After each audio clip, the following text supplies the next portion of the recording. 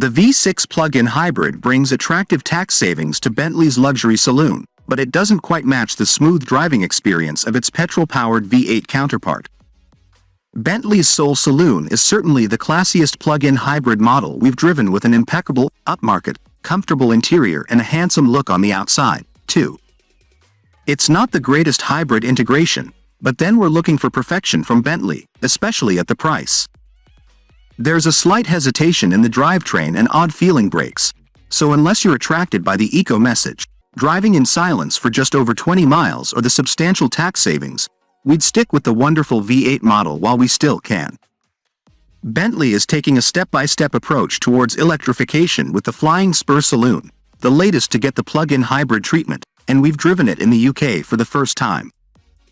Electrification suits a Bentley, especially when it's used to back up a beefy 2.9-liter V6 engine. So you get the balance of swift, silent electric progress for up to 25.5 miles on a full charge, with petrol and electric power combined when you want a bit of performance. In fact, it's more than just a bit of performance that you'll get. The total of 536 bhp will get the Flying Spur from 0 to 60 miles per hour in just 4.1 seconds, just a tenth behind the V8 powered model. Use the hybrid as the official tests dictate, with the right combination of electric and petrol power, which you never will, and you'll save at the pumps. Acclaimed 85.6 mpg versus 22.2 mpg for the V8. In the real world, the fuel savings will be less marked. We managed more than 30 mpg, but the temptation of substantial company car tax savings will be enough to sway those spending corporate money towards the plug-in hybrid model. And there are more reasons than ever to buy a Bentley. This is a company whose cars are just getting better and better. The Flying Spur is one of them, now the only saloon in the lineup, but it's good enough that you'll get over the demise of the Mulsanne pretty quickly. The rear doors swing open to present a luxurious and spacious rear seat, with the quality of everything you see and touch being as good as anything anywhere else, and probably better. Bentley is brilliantly blending tech with tradition, and you can choose from beautiful leather and wood finishes, or more modern materials, and all are tastefully lit at night. The thing about a Bentley, though, is that you're more likely to be in the front seat enjoying the drive, where things are just as luxurious. The combination of chrome, much of it nicely knurled, wood and digital displays is tasteful enough. But if the 12.3-inch touchscreen is just too much for you, it'll revolve to show either 3 analog dials or just another glorious stretch of wood veneer, although the revolving screen is a 4,965 pounds option. But much as we, and others, have complained about too much reliance on touchscreen tech, the number of buttons, knobs and switches scattered across the dash of the Spur is a bit bewildering. It could do with a bit of a cleanup to aid usability. Some buttons need a good hard stare to work out what they do. Once you've adjusted the driving position to suit you, as it will anyone, you prod the central starter button and a subtle "ready" glows on the digital dash display. You'll most likely pull away in complete silence, a sign of things to come for all Bentleys, unless you're brutal with the throttle to urge the V6 into life. If you flick the circular drive mode selector into sport mode, the engine will keep running. Otherwise, leave it in automatic B mode and there's a very slight, but noticeable, hesitation before the engine kicks in, an issue with most plug-in hybrids. Once you've adjusted the driving position to suit you, as it will anyone, you prod the central starter button and a subtle "ready" glows on the digital dash display.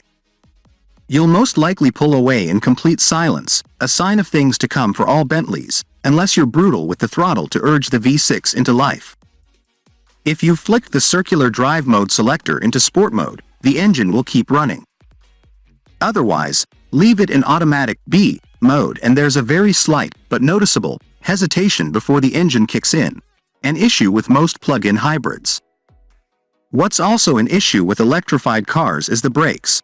They not only have to stop the car, in this case over 2.5 tons worth, but also regenerate as much power as possible to send back to the battery. Here the Flying Spur is slightly disappointing. You'll miss the linear braking feel of the V8 with a pedal that feels slightly wooden yet grabby at times. So with the hybrid's hesitation and the difficult to modulate brakes, it's not the smoothest Bentley we've driven. Nor is the ride the supplest. There are times when you can feel the car wanting to waft, but it seems to argue with itself. Part sports saloon, part luxury express. It'll thump over bumps or potholes and even get upset over expansion joints in the road surface. But then at other times you'll marvel at just how relaxing such a big car with sporting intent can be. What there is no doubt about is the performance on offer, especially given the car's size. It's not an agile sports car, but it's super swift. There's not much in the way of body roll and plenty of grip, even if the steering isn't overly communicative. We even managed to get pretty close to the 25.5-mile EV range. Even on a cold day we got just over 20 miles. Use the car's navigation system, rather than your smartphone's nav, and the car will use clever tricks to maximize EV use in all the right places on your journey. This Bentley is both classy and clever. Model: Bentley Flying Spur SV6 Hybrid. Price: £194,600. Engine: 2.9-liter V6 twin-turbo petrol plus e-motor. Power, torque: 536 bhp, 750 Nm. Transmission: 8-speed automatic, 4-wheel drive. 0 to 62 miles per hour, 4.1 seconds. Top speed: 177 miles per hour. MPG: 85.6 mpg. Colorado 2 to 75 gram per kilometer. On sale.